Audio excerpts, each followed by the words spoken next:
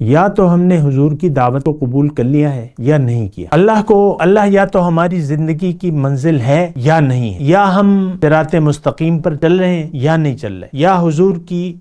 کامل پیروی کر رہے ہیں یا نہیں کر رہے، دو ہی صورتیں، یا اللہ کی بندگی کامل کر رہے ہیں یا نہیں کر رہے۔ یہ تو آپ خود فیصلہ کر لیں، یا ہماری منزل دنیا ہے یا ہماری منزل آخرت ہے۔ اور یہ ایک ایسا بنیادی نقطہ ہے جو میں نے ابھی آخر میں آپ کو بتایا، دنیا اور آخرت کا، کہ باقی باتیں کرنے کی ضرورت ہی نہیں ہے۔ آپ اپنے مقصد حیات ہے اس کا آپ جائزہ لے لیں کہ آپ کی منزل کیا ہے، آپ چاہتے کیا ہے۔ تو اگر آپ دنیا کے طلبگار ہیں تو پھر تو ساری باتیں جو ہیں بس بھول جائیں، آپ دنیا کا بھی نقصان اٹھائیں گے اور آخرت میں بھی نقصان اٹھائیں گے، یہ بات نوٹ کر لیں۔ دیکھیں میں زیادہ آپ کو پیچیدگی میں ڈالنا نہیں چاہتا یا زیادہ سوچنے پر آپ کو مجبور نہیں کرنا چاہتا، بس ایک بات کا آپ فیصلہ کر لیں یا آپ دیکھ لیں اپنے اندر کہ آپ